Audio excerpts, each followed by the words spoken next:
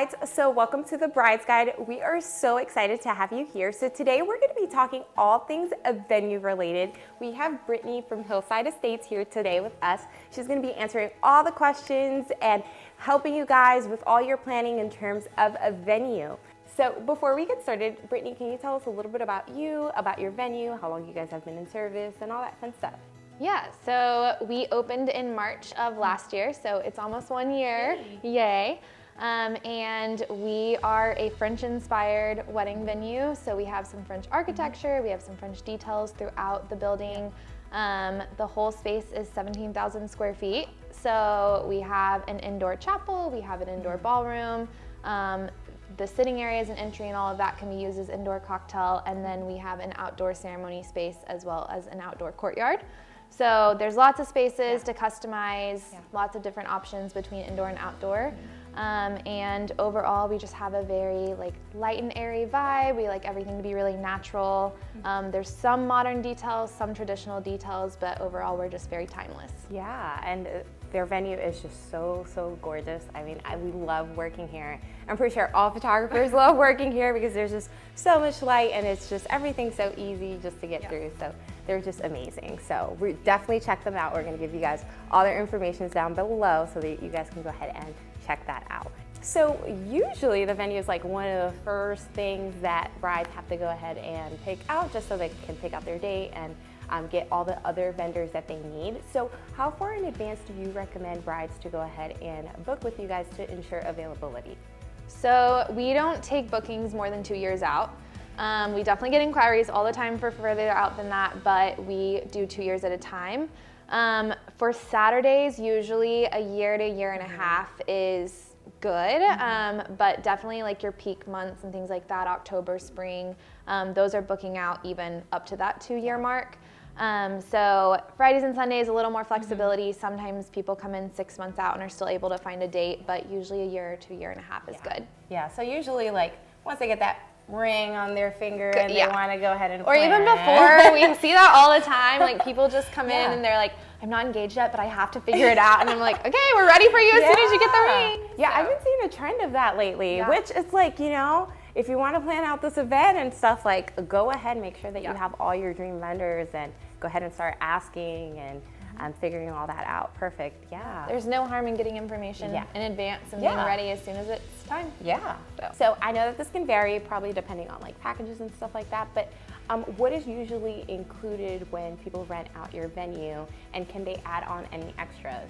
Yeah, so all of our rentals are 12 hours. So you have either 11 to 11 or 12 to 12 time frame that you can choose from, and we did that just based on sunset time and things like that whenever their ceremony is taking place. You can always add on more hours. The latest we have people here is midnight, so you can add on 1 hour at the end, but you can add on unlimited at the beginning. So I know we have one that's doing a tent, and they're coming in at 8 a.m. to set up, and then they're gonna be here until 1 or 2 a.m. breaking down. So that's definitely an option. And then we have all of our tables and chairs included. We have lots of different table options. We include acrylic pedestals, white pedestals, easels, all of those types of things. And then you do have a venue concierge. So they're here the whole time, managing the building, taking care of everything.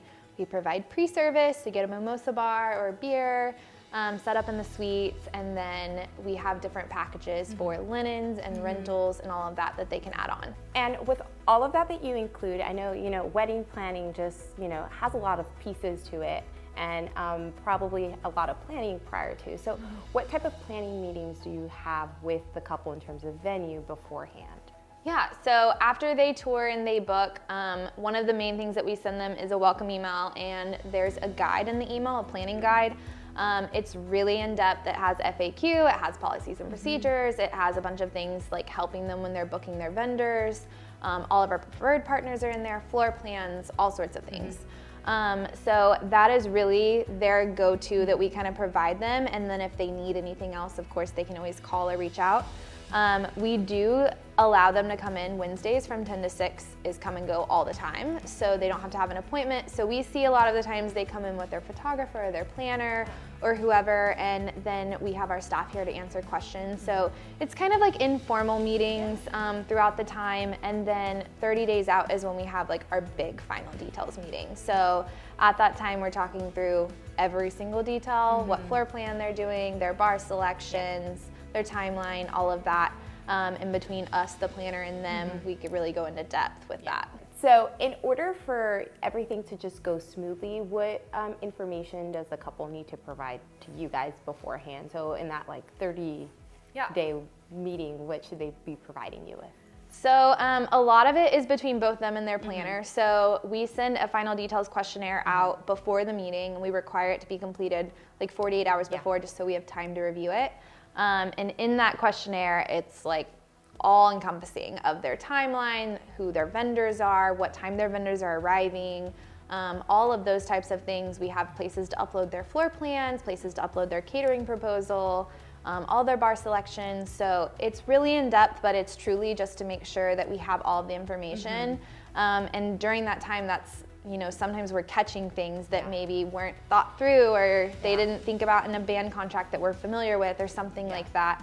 And so really between them and their planner, as long as they have that questionnaire completed and they're really answering it as best as they can, then we have pretty much everything we need. Everything they need in terms for the floor plan and chairs and all linens and all that stuff that they so usually you guys provide a venue manager / coordinator that's going to be on site the day of the wedding. So what is the difference between that and a wedding coordinator? Yeah, so we provide a venue concierge. That's our term for it. We did that so it couldn't be like twisted with a coordinator, because they are not a coordinator. And really their role is to manage the building. So they're making sure that everything is set up, they get here early, they set linens up, they make sure floor plans are correct, they double check all of that, they set up the suites with the mimosa bar and the beer, have all the lights and the music and everything going, so whenever everyone arrives, it's set up and ready for them. And then really throughout the day, they're more so just checking on the clients. Do they need more water? Do they need more juice? Are the bathrooms good? Is the temperature good? They run the lights during the reception if they're going up and down, or any like music that we're bringing in through the venue.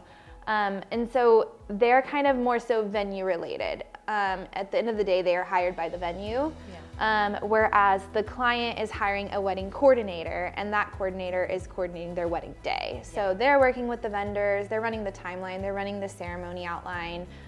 They're kind of the liaison between everyone. So I know that the guest count can vary for, you know, from wedding to wedding. How do you guys determine the wedding layout and the floor plan for the day of? Yeah, so in the planning guide, we have those floor plan options that we send. So there's 2 per guest count. So we start at 50 and go up in increments of 50 and just give them 2 suggested ones. So those will include a DJ, a cake table, all of their floor plans as far as like rounds versus rectangles. And then we have some that have bands as well, just so they have an idea. And so they can take that and they can make minor tweaks to it, or they can completely create their own custom one through All Seated is what we use. Typically, the planners are the ones doing it because they're familiar with it. But sometimes the bride and groom go in there and get creative and have fun. And so once they give that to us at their details meeting, we'll talk through it, we'll make any suggestions or things like that. Sometimes they'll put cocktail tables all down the hallway or something. We're like, hey, you know, flow, just like little things. And then they'll tweak it, get their final guest count, tweak their chair counts, things like that, and then give it to us around 2 weeks out. So in addition to the venue itself, do you guys provide any additional rentals that they could rent out? Like in addition to the things already provided? Yeah, so we have 3 decor type packages that they can choose from. The first one is just linens. That's like what we require at a minimum. And so there's like 40 colors to choose from, lots of things that they can decide between. And then stepping up to the next package, they get 6 upgraded linens included in that, plus all of the normal polyester. And then they also get charger plates for all of their tables. And we have 4 different options of those. And then the next one is all inclusive of all of our rentals that we have, so they can use them at their disposal, and then they get upgraded linens for all of their tables. And so there's just different options there. And then they could do just the linen package and then pick from the rental catalog if they don't want to do, you know, the high up package or whatnot. And so we have lounge furniture, we have all of the charger plates, we have hedge walls, we have stage facade, we have all sorts of things that they can add on and customize their day. So after everything's done and everybody's partied, I know people don't really like to think about this, but this is something we have to think about, you know, cleanup. So what is the venue responsible for, and then what are the clients responsible for in terms of cleanup? Yeah, so we include a cleaning fee in the initial rental whenever they're booking, and that is so our professional cleanup team comes in. So they come in after everyone is gone. We give them the time basically once vendors should be completely out and everybody should be completely out. And they handle like all of your deep cleaning, all of the floors, all of the countertops, the restrooms, all of that. So what we require from the client and the vendors is that everything that they brought in goes out. Okay. So florals need to go out, any trash, like random stuff like that that any of the vendors have made go out. In the suites, we ask that bridesmaids and groomsmen just like dispose of everything in the trash cans. So like water bottles and all this random stuff that they've had throughout the day. Typically what we recommend the planners is like go in middle of the reception and just kind of start picking up some of the random trash in there, take a trash bag, it takes like 10 minutes. And usually it'll end up taking everybody like 20 minutes at the end of the night as far as like family and all of that goes, just to get all their personal belongings and be on their way. Yeah. In addition to, you know, everything we've talked about, in the South, it's really popular to do a bridal session. So how do you guys go about scheduling that? How far in advance can they schedule that? And when can they like pick like days for that? So we include up to 2 hours for a bridal portrait session. Sometimes they choose to use it as an engagement session instead, which is totally fine as well. We allow that to take place during normal business hours, so Tuesday through Friday from 10 to 6. And it just has to be scheduled if like they're going to be here until 6, scheduled at 4 so that they're out by the time we close. And we typically allow them to like tentatively put it on the calendar whenever they want, but we won't finalize it until 60 days out. So we just want to make sure if there's like any changes or anything like that taking place that we're giving time for that. And then we have, you know, sometimes where weather's not good or whatever, and the week of they're like looking for a date the next week or whatnot, and we're really flexible with that. So I want you to just run us through what does a typical wedding day look like here at the Hillside? What's the staff doing? How are you guys just assisting throughout the wedding day? Yeah, so in the beginning, they're setting everything up, so prior to everybody getting here. So I mentioned earlier, but like suites and linens and all of that will be completely done. Floor plans have been checked. Everything should be ready to go. Any rentals they rent from us, all of that is good to go for them. And then really once usually bride and bridesmaids get here first along with planner, and we have a Bluetooth sound system in the bridal suite and all of that. So they come in, they talk through the Wi-Fi, they connect them to the Bluetooth. And then they actually give their phone number to them, and so there's typically a maid of honor, someone who is in charge of that, and so if they do need anything, they can just text us, which is really helpful. And then we do the same spiel with the groom and groomsmen, connect them to Bluetooth, all of that. And then the rest of the day is really just us kind of wherever we're needed.